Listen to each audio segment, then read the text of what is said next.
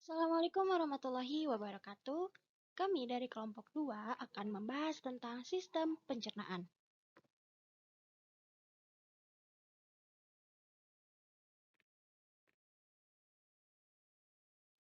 Nah, apa sih sistem pencernaan itu? Pencernaan makanan merupakan proses mengubah makanan dari ukuran besar menjadi ukuran yang lebih kecil dan halus, serta memecah molekul makanan yang kompleks menjadi molekul yang sederhana dengan menggunakan enzim dan organ-organ pencernaan. Nah, proses pencernaan makanan manusia itu dibagi menjadi dua. Yang pertama itu ada secara mekanik, yang kedua secara kimiawi. Nah, proses secara mekanik merupakan proses perubahan makanan dari bentuk besar atau kasar menjadi bentuk kecil dan halus. Nah, pada manusia dan mamalia umumnya itu proses pencernaan mekanik dilakukan dengan menggunakan gigi. Nah, selanjutnya, proses kimiawi merupakan proses perubahan makanan dari zat yang kompleks menjadi zat-zat yang lebih sederhana dengan menggunakan enzim. Nah, enzim sendiri merupakan zat kimia yang dihasilkan oleh tubuh yang berfungsi mempercepat reaksi-reaksi kimia dalam tubuh.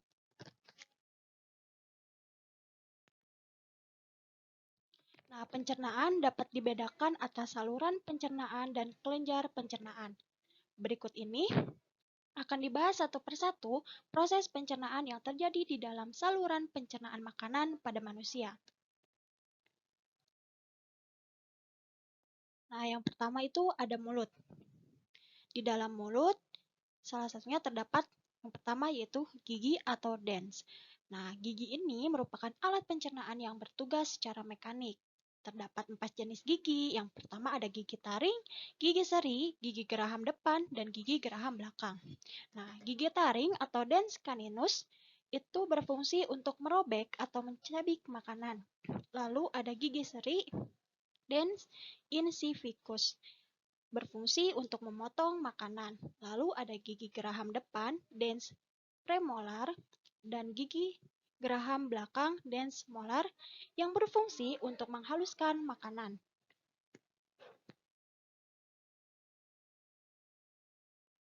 Nah, yang kedua ada lidah atau lingua. Ini merupakan organ yang terletak di dalam mulut yang kaya akan otot. Permukaannya kaya akan papila atau tonjolan lidah yang sangat banyak mengandung kuncup pengecap. Nah, fungsi dari lidah yang pertama itu mengaduk makanan, yang kedua membantu proses penelan makanan, yang ketiga sebagai alat atau organ pengecap, yang keempat membantu membersihkan rongga mulut, yang kelima membantu untuk berbicara atau bercakap-cakap. Nah, ini terbagi menjadi beberapa daerah rasa, antara lain rasa asin, rasa manis, rasa asam, dan rasa pahit.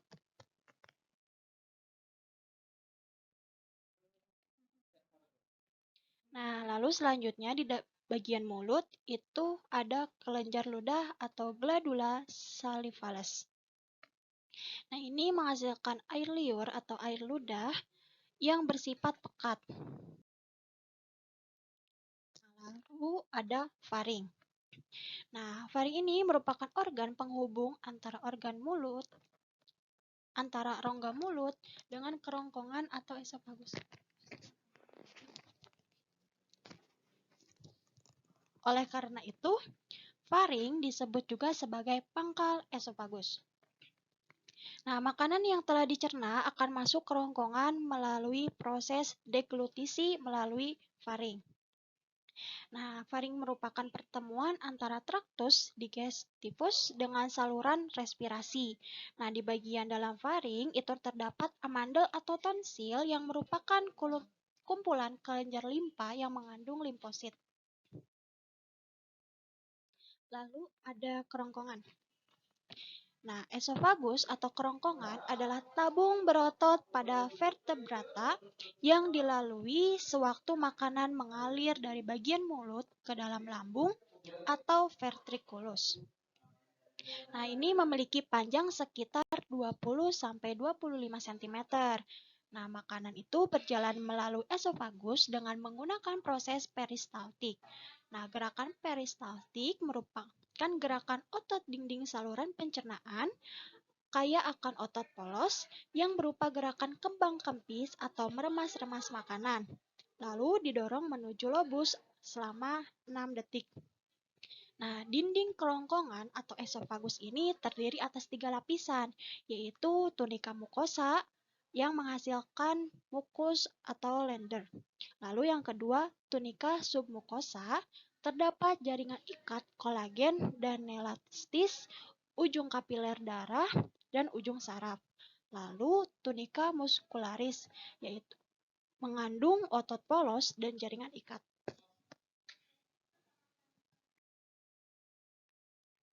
Lalu ada lambung. Nah, lambung atau ventriculus merupakan organ kantong besar yang terletak di rongga perut agak kiri. Nah, dinding lambung tersusun menjadi 4 lapis, yaitu yang pertama lapis peritoneal atau lapis serosa. Nah, lapis ini merupakan lapis terluar dari ventriculus yang berfungsi sebagai lapisan pelindung perut. Sel-sel di lapisan ini mengeluarkan sejenis cairan untuk mengurangi gaya gesekan yang terjadi antara perut dengan anggota tubuh lainnya. Lalu yang kedua ada lapisan berotot, itu terdiri dari kardiak atau bagian atas ventriculus yang berhubungan dengan esofagus dan hepar. Lalu ada fundus atau bagian tengah ventriculus yang bentuknya membulat. Lalu pylorus merupakan bagian bawah ventriculus yang berhubungan dengan intestinum tenuum. Yang ketiga, ada lapisan submukosa. Nah, lapisan ini di mana pembuluh darah, arteri, dan vena dapat ditemukan untuk menyalurkan nutrisi dan oksigen ke sel-sel perut, sekaligus untuk membawa nutrisi yang diserap urea dan karbon dioksida dari sel-sel tersebut. Nah, yang keempat ada lapisan mukosa. Nah, lapisan ini di mana sel-sel mengeluarkan berbagai jenis cairan seperti enzim, asam lambung, dan hormon. Nah, lapisan ini berbentuk seperti palung untuk memperbesar perbandingan antara luas dan volume, sehingga memperbanyak volume getah lambung yang dapat dikeluarkan.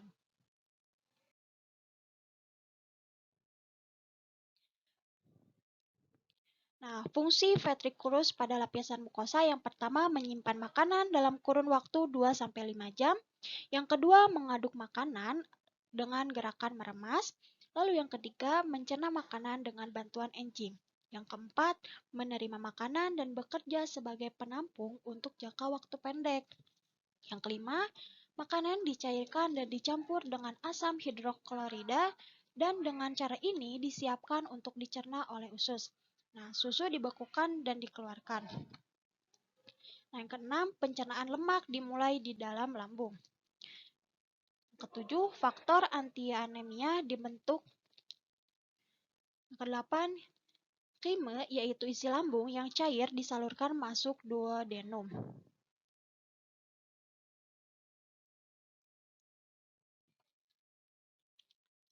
Nah, enzim yang dihasilkan di dalam lambung, yang pertama ada HCI, itu dihasilkan oleh sel parietal yang fungsinya antara lain, pertama merangsang keluarnya seketin, mengaktifkan pepsinogen menjadi pepsin untuk memecah protein. Ada desinfektan yaitu membunuh kuman-kuman, lalu merangsang keluar hormon kolesistokinin yang menyerang empedu mengeluarkan getahnya. Kedua, renin. Renin ini untuk mengendapkan kasein atau protein susu. Nah, kasein akan diubah oleh pepsin menjadi pepton. Lalu yang ketiga ada pepsinogen. Nah, dihasilkan oleh sel sip akan aktif bila dalam bentuk pepsin. Nah, pepsin ini berfungsi untuk mencerna protein menjadi pepton dan proteosa. Lalu yang keempat ada lipase. Nah, ini untuk mencerna lemak menjadi asam lemak dan gliserol. Yang kelima ada homonegastrin, itu untuk sekresi getah lambung. Yang keenam ada lendir atau musin. Nah, ini untuk melindungi sel-sel di permukaan lambung terhadap kerusakan akibat kerja dari HCI dihasilkan oleh sel goblet.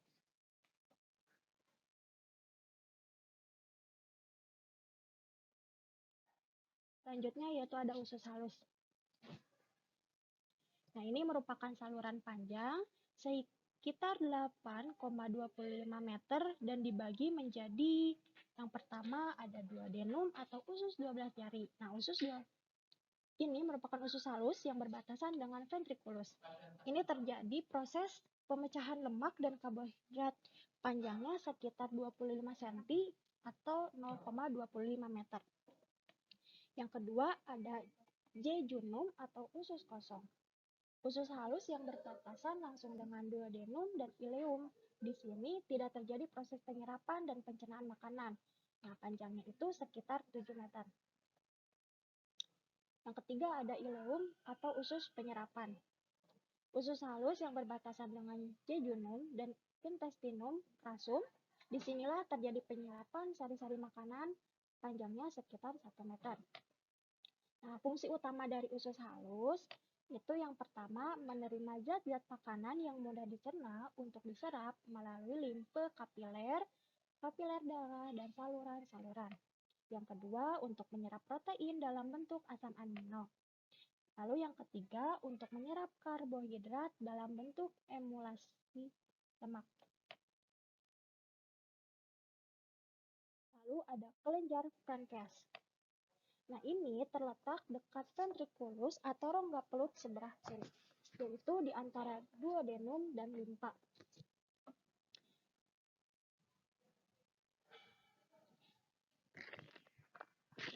Memiliki panjang sekitar 15 cm dan lebar 5 cm. Nah, kelenjar pankreas itu menghasilkan yang pertama hormon insulin yang berfungsi untuk mengatur atau menurunkan kadar gula dalam darah. Yang kedua berfungsi untuk menghasilkan getah pankreas yang mengandung banyak enzim. Nah, enzim tersebut yang pertama itu amilopsin atau amilase pankreas. Nah, ini untuk mengubah amilum menjadi maltose. Lalu stepsin atau lipase pankreas ini untuk mengubah lipid menjadi asam lemak dan gliserol. Lalu ada tripsinogen. Ini dengan bantuan enterokinase akan diubah menjadi tripsin. Nah, tripsin ini berfungsi untuk memecah pepton menjadi asam amino.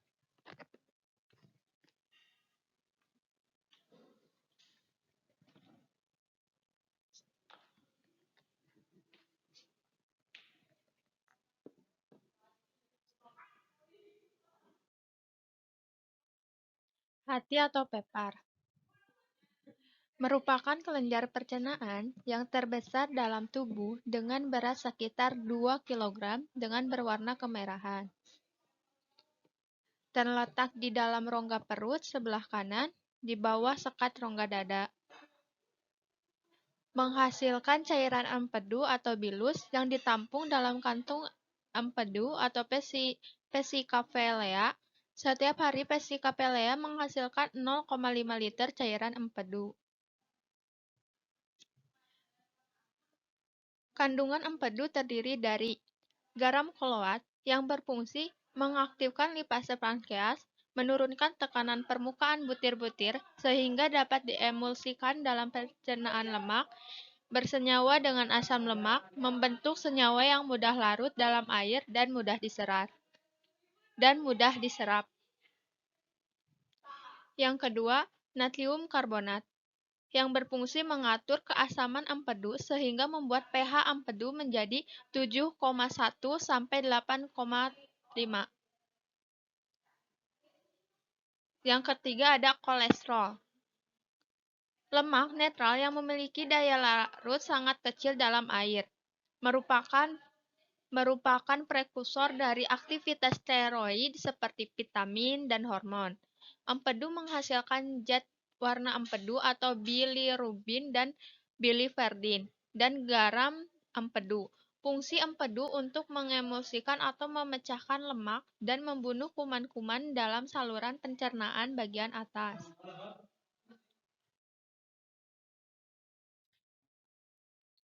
Empedu menghasilkan zat warna empedu dan garam empedu. Fungsi empedu untuk mengemulsikan atau memecahkan lemak dan membunuh kuman-kuman dalam saluran pencernaan bagian atas. Hepar berfungsi sebagai yang pertama, menghasilkan cairan empedu, menawarkan racun, menyimpan gula dalam glikogen atau gula otot, mengubah provitamin A menjadi vitamin A, menjaga keseimbangan zat makanan dalam darah, mengubah kelebihan asam amino menjadi urea untuk dikeluarkan dari tubuh.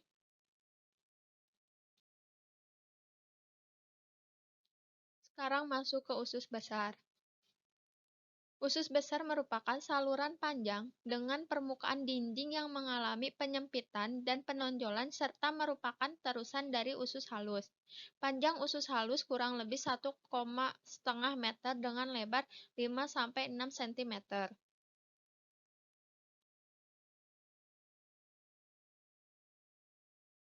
Bagian-bagian usus besar terdiri dari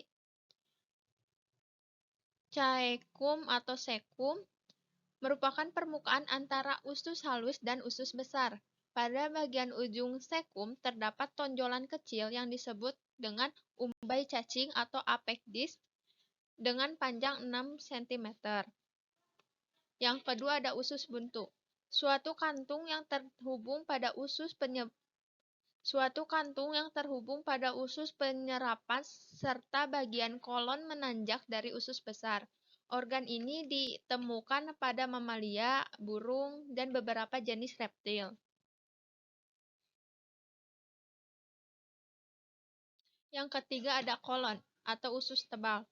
Bagian yang paling tebal dan menyempit dengan banyak tonjolan pada bagian permukaannya. Kolon terdiri dari beberapa macam di antaranya. Ada kolon transversum, ada kolon descendens, ada kolon sigmoid. Yang keempat, rektum atau poros usus. Bagian terakhir dari usus besar terletak di bagian kolon sigmoid yang menghubungkan intestinum mayor dengan usus. Terletak dalam rongga pelvis di depan os sanctum dan os coccygeus. Proses yang terjadi di kolon adalah adanya pencernaan secara biologis dengan bantuan bakteri Escherichia coli atau E. coli yang bertugas untuk membusukkan makanan, membentuk vitamin K, dan menghambat pertumbuhan bakteri yang bersifat patogen. Sisa makanan yang telah dibusukkan akan dibentuk menjadi feses dan akan masuk ke dalam rektum. Proses yang terjadi di rektum adalah pergerakan feses secara peristaltik yang dikendalikan oleh otot polos dan akhirnya akan menuju anus atau lubang pelepasan akhir. Proses perjalanan makanan untuk sampai di usus besar membutuhkan waktu sekitar 4-5 jam. Usus besar dapat menyimpan makanan dalam kurun waktu 24 jam.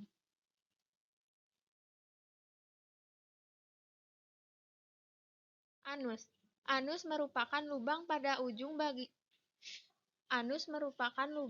ujung saluran pencernaan yang menghubungkan rektum dengan dunia luar atau udara luar. Anus terletak di dasar pelvis. Di anus terjadi proses perjalanan terakhir dari feses yang telah dibentuk di kolon. Proses pengeluaran feses melalui anus disebut defekasi. Dinding anus diperkuat oleh 3 sphincter, yaitu sphincter ani yang bekerja tidak menurut kehendak. Yang kedua ada sphincter levator ani yang bekerja juga tidak menurut kehendak. Yang terakhir ada sphincter ani externus yang bekerja menurut kehendak.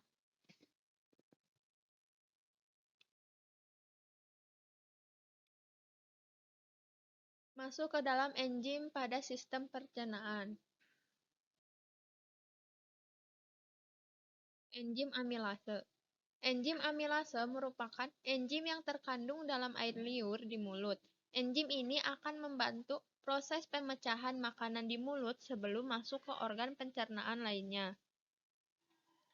Enzim amilase ini berfungsi untuk mengolah karbohidrat menjadi glukosa dan energi. Ini bisa kamu rasakan ketika mengunyah nasi, maka rasanya akan menjadi manis. Selanjutnya enzim pepsin.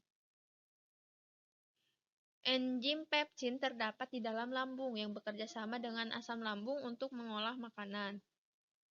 Enzim pepsin ini berfungsi untuk mengubah atau memecah protein menjadi asam amino. Di lambung, makanan akan dicerna dengan bantuan asam lambung untuk membasmi kuman dan virus sehingga tidak menimbulkan infeksi. Masuk ke dalam enzim renin.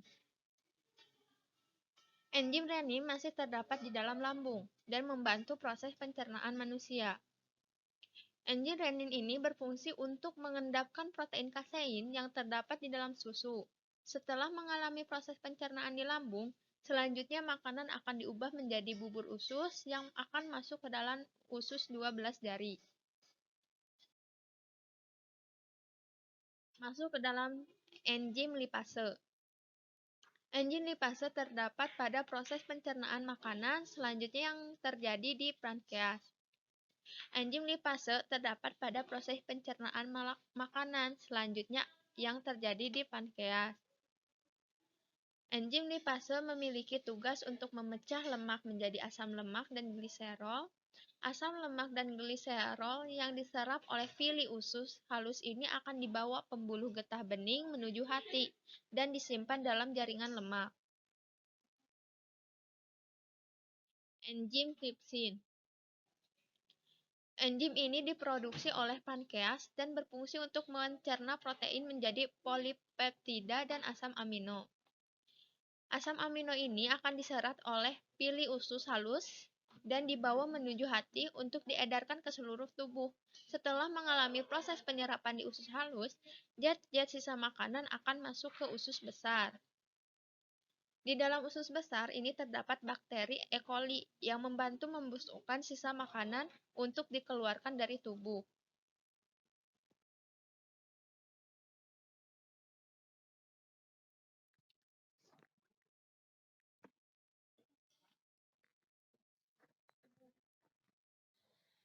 Yang selanjutnya adalah kelainan pada sistem pencernaan. Parotitis. Parotitis atau penyakit gondong, yaitu penyakit yang disebabkan oleh virus yang menyerang kelenjar air ludah di bagian bawah telinga. Akibatnya kelenjar air ludah menjadi bengkak atau membesar. Yang kedua ada serostomia. Serostomia adalah istilah bagi penyakit pada rongga mulut yang ditandai dengan rendahnya produksi air ludah. Produksi mulut yang kering membuat makanan kurang tercerna dengan baik. Yang ketiga adalah tukak lambung. Nah, tukak lambung terjadi karena adanya luka pada dinding lambung bagian dalam. Makan secara teratur sangat dianjurkan untuk mengurangi resiko timbulnya tukak lambung. Yang selanjutnya ada appendicitis. Appendicitis atau infeksi usus buntu dapat merembet sampai ke usus besar dan menyebabkan radang selaput rongga perut. Yang selanjutnya ada diare.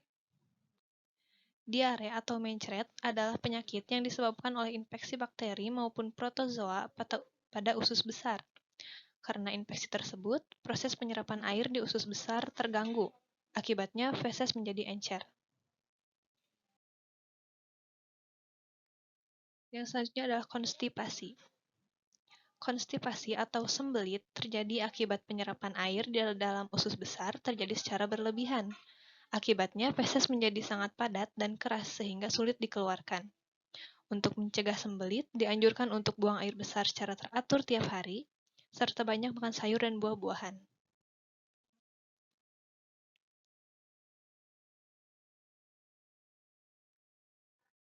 Baik, cukup sekian pemaparan materi dari kelompok kami. Terima kasih. Wassalamualaikum warahmatullahi wabarakatuh.